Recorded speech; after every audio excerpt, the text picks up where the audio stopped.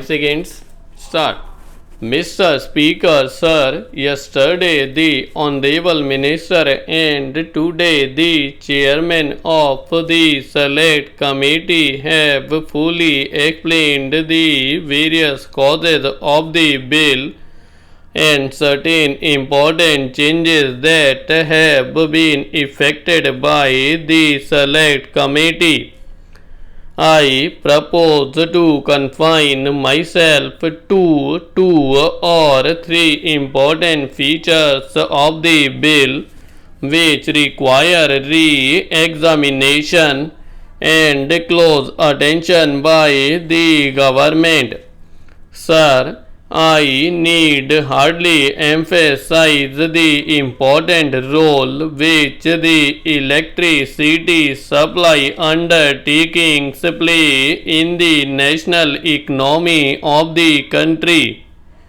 Indeed, the development in other spheres depends upon the full development of the supply of power, and this bill is of vital importance, affecting as it does the development of electric supply undertakings in the country.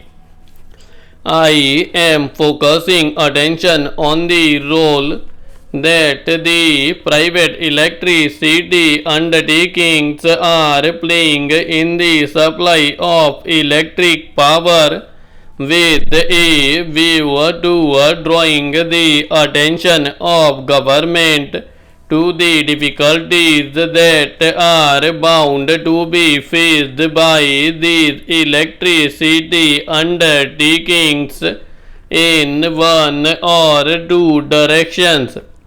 In this connection, I would not therefore like to take much of the time of the House, but I would like to draw the attention of the Honorable Minister to what my Honorable friend Shri Tulsidas has stated, and with whose comments I am in full agreement. As a matter of fact, the approach of the government to the bill is to fulfill three basic considerations so vital for the healthy growth of this industry.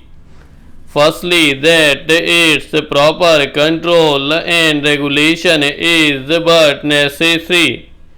I fully agree that this is subject to certain differences on basic aspects, but the important consideration governing this bill is to attempt at providing suitable incentives to the industry, which alone can enable it to increase its capacity to the desired extent.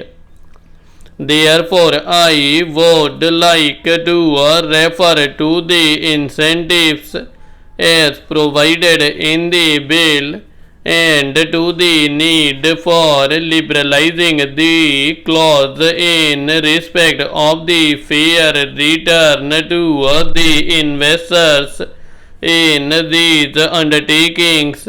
I would like to draw the attention of the Honorable Minister to the fact that since the passing of the original Act in 1948, only 8 states throughout the country have constituted the statutory electricity boards.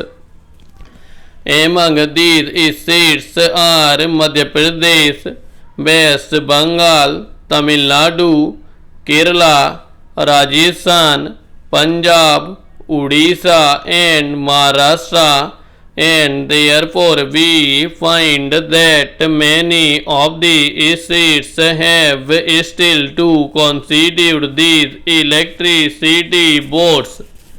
I would like to know from the Honorable Minister why, in the matter of the constitution of electricity boards, many of the states have not implemented the provisions of the bill, and what the central government have done to ensure that these electricity boards are constituted in all the states as desired in the provisions of the original act. Perhaps it may have been the problem of taxation which some of the states may have in view while not proceeding with the constitution of the electricity boards. But whatever might be the reason, and even as far as this question of taxation is concerned, the central government may have to lay down some sort of subvention or such other assistance as is found necessary. I think that this matter of the constitution of the electricity boards throughout all the states is of vital importance and should be looked into by the central government to ensure that necessary steps are taken in the remaining states for the constitution of these boards. I would now like to say something about the deferred taxation reserve, about which the Honorable Minister yesterday said that the amendment regarding this has been brought forward at the instance of the Federation of Electricity Undertakings. The whole complication arises due to the fact that the provisions of the Income Tax Act and the provisions of the Electricity Supply Act are contradictory to each other. While the Income Tax Act, with an accelerated depreciation in earlier years, results in larger tax relief in the earlier period, and thereby the tax liability of the undertakings is deferred for a future period. The Electricity Supply Act restricts the provision of depreciation to a much lesser degree, and to the extent that profits of the electricity undertakings in regard to the income tax development and depreciation rates are restricted. That act lays down a smaller depreciation as compared to what is allowed under the Indian Income Tax Act. What has now been done has been put with certain restrictions, and it does not really solve the demand that was put forward by the Federation.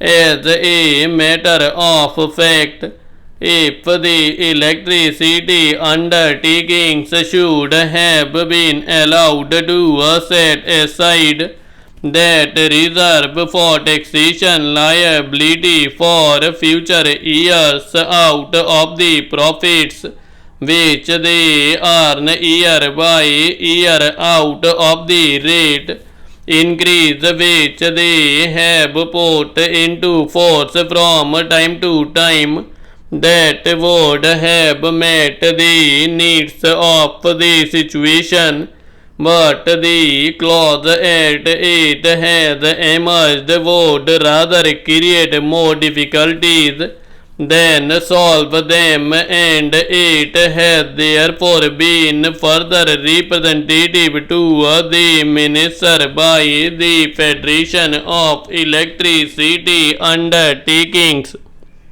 Thanks for watching. Please like, share and subscribe आज की दुनिया channel.